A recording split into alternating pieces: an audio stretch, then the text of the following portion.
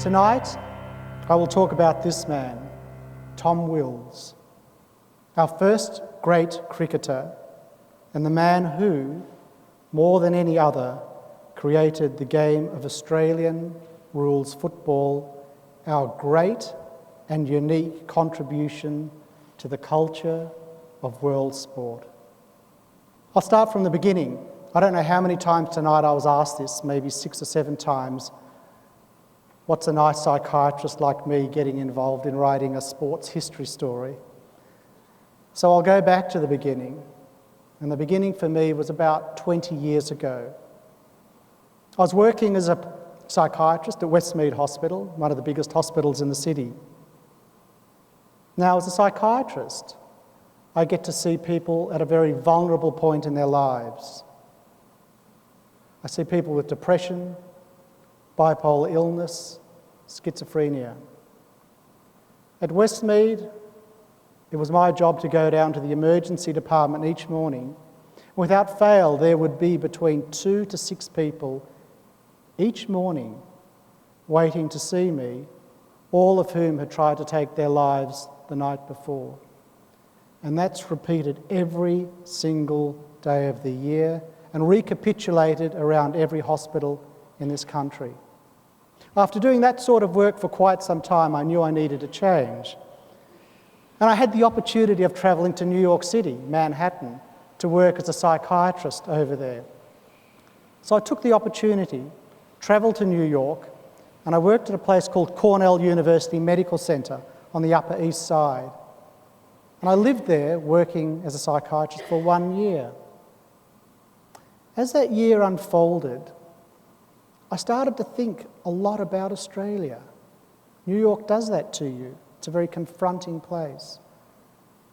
And as that year unfolded, I started to realise that so much of Australia, its culture, its symbols, its institutions, so much of it was a copy, a clone of other civilisations, most notably British civilization, and more recently, we seem to have been incredibly obsessed with anything North American. And I started to think during that year, what were things that were really uniquely and truly Australian? In my last week in Manhattan, with all these thoughts bubbling through my mind about what it meant to be Australian, I took my final walk in Manhattan down to the financial district. I went down to Wall Street and I stood before the Twin Towers and I saw them soaring towards the heavens. It would be some years before terrorist planes obliterated those Twin Towers. I stepped inside one of the towers and I took an elevator ride to the top. And it was an elevator ride that changed my life completely. Because in this elevator were 2 Englishmen, tall, lanky, wearing pinstripe suits. They were chatting to one another in a slightly condescending tone, so I kept silent and I listened to them. The conversation turned to cricket and how the English cricket team would fare in the next 12 months.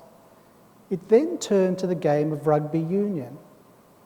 And they started talking about an upcoming international rugby match between England and another nation. And one of those English stockbrokers said something that I've never forgotten. He said it did not matter whether the English rugby team won or lost that international match, because in the end, the game of rugby was their game. And what he meant was that the game of rugby union was invented in England and disseminated around the globe as the English conquered the globe.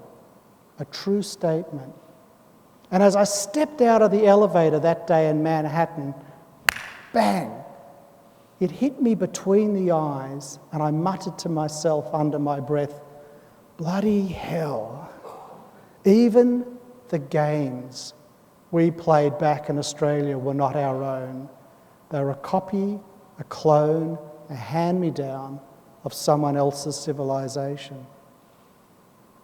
1 week later, I was back in Sydney and I opened the Sydney Morning Herald. And there was a short article about the history of sport. And I was reading it And I was thinking back to my time in Manhattan when I stepped out of the Twin Towers and what I did after that. When I did step out of the Twin Towers that day, I walked back to my office and I remembered how I was thinking about what would I tell a New Yorker? 3 things that were Australian. As I walked back to my office in New York, the 3 things that I came up with were 1, Aboriginal history and culture, 2, Australia's flora and fauna, and 3, with the words of that Englishman ringing in my ear, I wrote the game of Australian rules football. I knew nothing back then about how it began, but at least, ladies and gentlemen, I knew it was ours. So I had that in my kit bag when I returned to Australia a week after that.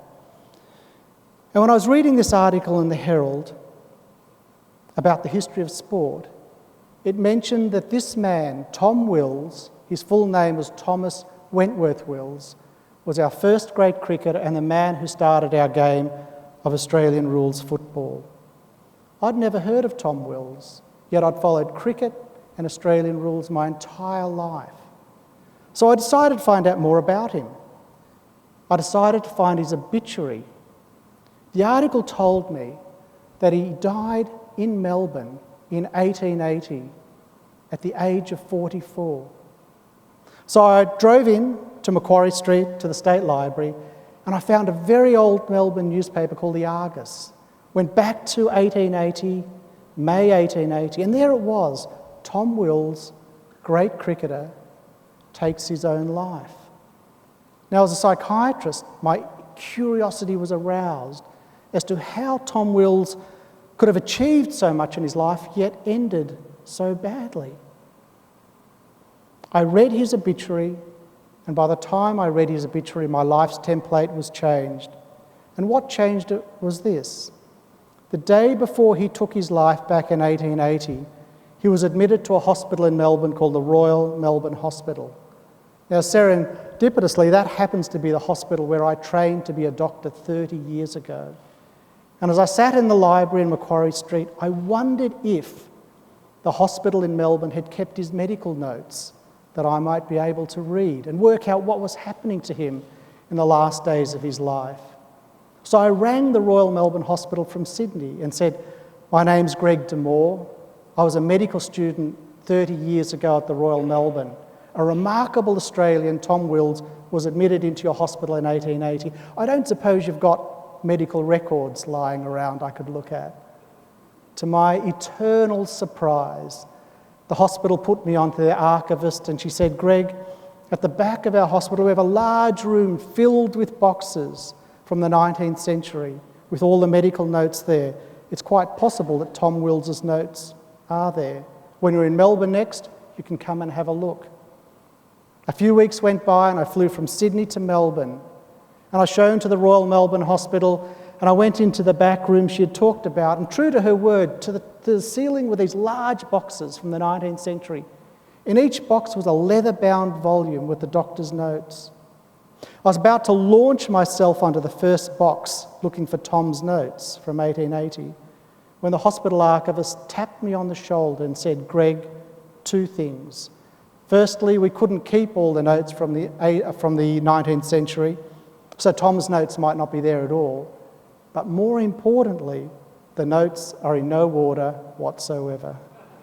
For 7 hours, I peeled open these boxes. It was a bad time to be sick in Melbourne, ladies and gentlemen, 1850s, 60s, 70s. Tuberculosis, syphilis, measles cut a swathe through the population. But it was the surgeons in Melbourne I liked most, who would smoke pipes and cigars in the operating theatre and would hold a scalpel in their mouths before they slit you open. The Age newspaper wrote at the time that if you were admitted alive to the Royal Melbourne Hospital, you may not emerge thus. And then, after 7 hours of searching, I found the single page I had travelled 1,000 kilometres to find, the medical notes of Tom Wills. And it told me immediately why he took his life the next day. By the age of 44, he'd become a confirmed alcoholic. He stopped drinking suddenly and he developed a condition we call DTs, delirium tremens. He was hallucinating. He was paranoid in hospital. And in that frightened state, he absconded. The next day, he was dead. When I opened those notes to the air for the first time in over a century, I was exhilarated and it was my Archimedes moment. I dashed outside, found the hospital archivist, and I gave her a huge hug and I gave her a small kiss on her cheek.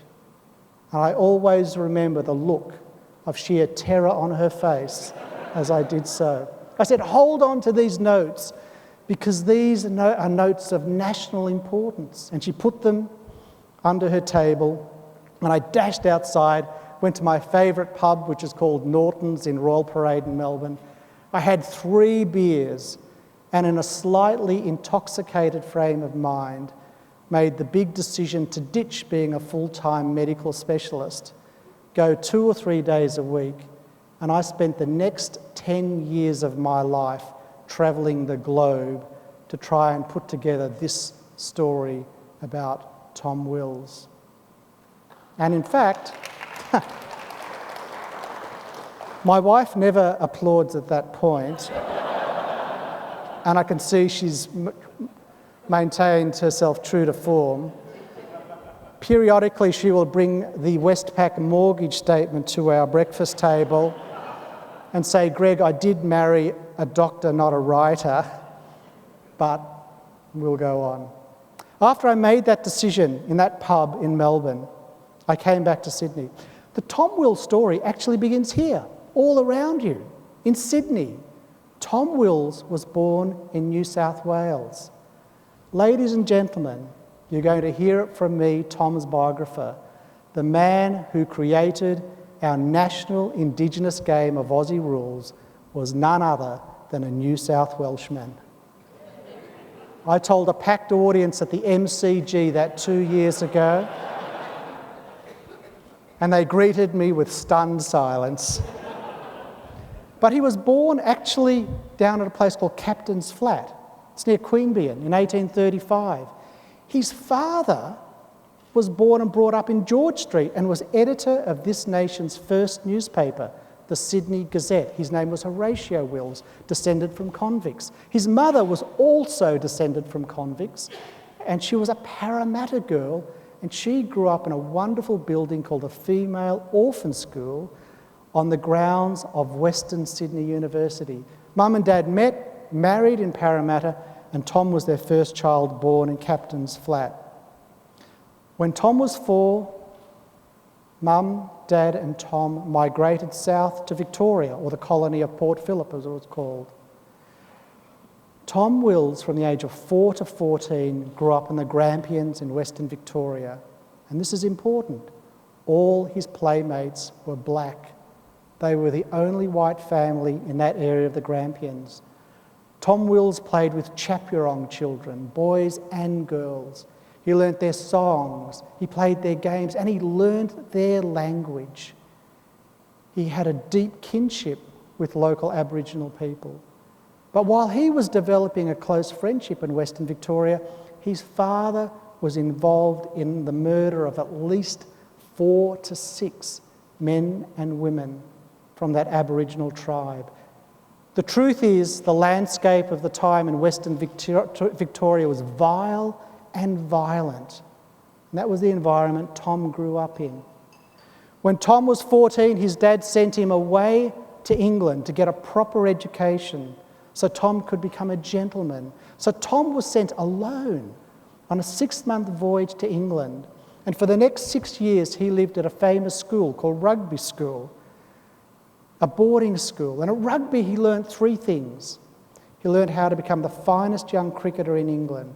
He learnt the nascent rules of rugby school football, where hundreds of kids pushed and shoved and kicked a rugby ball.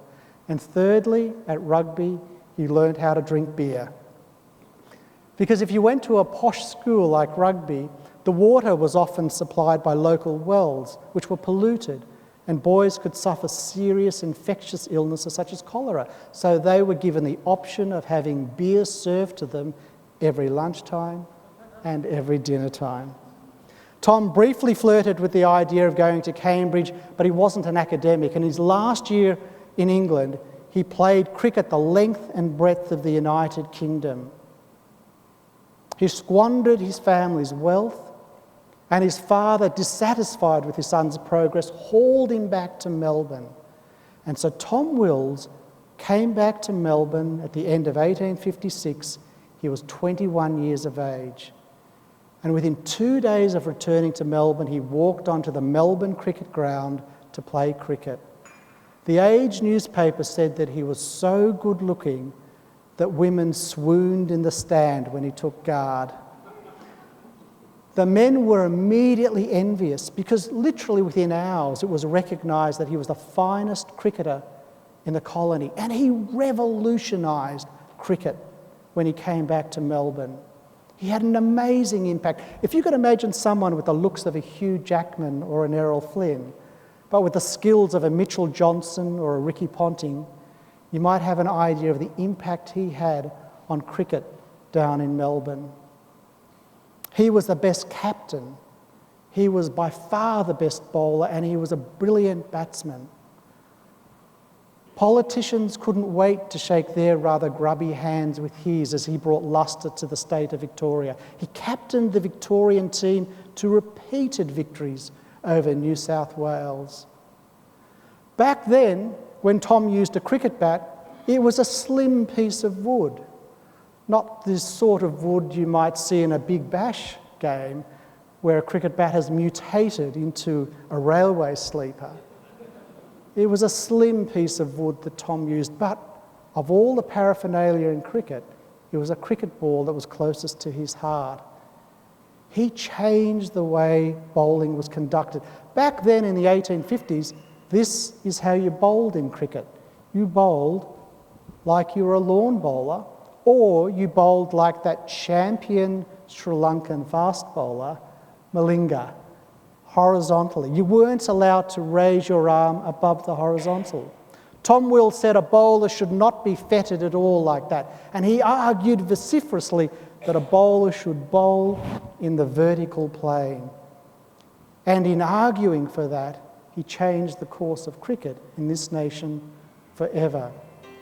He became our first celebrity cricketer. His name was literally everywhere.